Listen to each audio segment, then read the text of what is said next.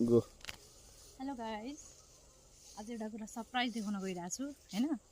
नेपालमा गरी खानेकोहरूको लागि कतिको ठाउँ छ भन्ने कुरा चाहिँ हजुरहरूलाई बताउन गइरहेको छु। आजभन्दा डेढ वर्ष 2 वर्ष पहिला हामीले यो फर्म स्टार्ट गरेको थियो। हजुरलाई फर्म देखाउँदैछु।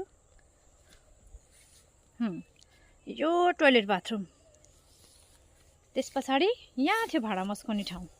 यहाँ सबै ब्लक ओछ्याएको छ। यो सबै ब्लक ओछ्याएको यो हाम्रो प्यारो आँगन थियो।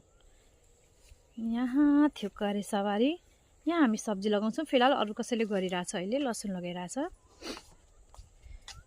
यो चाहिँ हो हाम्रो प्यारो बस्ने घर। 2 कोठाको एकदमै प्यारो बस्ने घर। हामीले धेरै दुःखमा ऋण गरेर बनाएको घरहरू थियो यो। अनि यहाँले ढोका खोल्नुभयो, यो हाम्रो घर हो। अब हेर्नुस्, यो हाम्रो गाईको ग्वाली। यो भनेको सानो लोकल कुखुराहरू, चल्लाहरू, लोकल कुखुराको लागि बनाउने हुर्काउने, चल्ला हुर्काउने घर। यो भनेको उजाडिएको छ अहिले, बाख्राको खोर। 50 वटा बाख्राको इस्टिमेट गरेर हालिएको थियो। यो भनेको हाम्रो कुखुराको खोर। यो कुखुराको खोर हामीले धेरै दुःख गरेर ऋण गरेर यो बनायौँ। अन्तिममा के भयो? दाना महँगो, चल्ला महँगो, भनेको समयमा किसानले नपाउने यो एउटा खोर भयो। 700-800 कुखुरा अट्छ यहाँ। अर्को यो कुखुराको खोर, यसमा पनि सेम त्यति नै अट्छ। भनेको ठाउँमा चल्ला दाना नपाउने, महँगो एकदमै।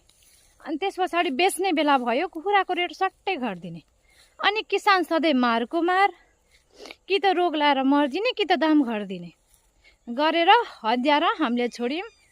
त्यही छोडेर त्यही ऋण तिर्नको लागि आज विदेशिनु पर्यो। विदेशबाट आउँदाखेरि उजाडिएको अवस्था। यो रह्यो बङ्गुरको खोर, बङ्गुर पालन। मेरो हस्बेन्ड चाहिँ स्वयं भेटनेरी, तर पनि दिन लागेपछि कसैको लाग्दो रहेनछ हैन।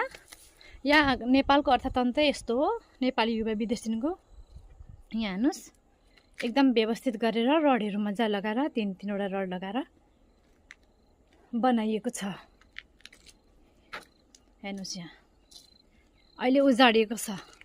यो हामीले लगाएको बोट बिरुवाहरू चाहिँ अलिअलि सप्रेछन्, बाँकी चाहिँ अरू केही पनि छैन।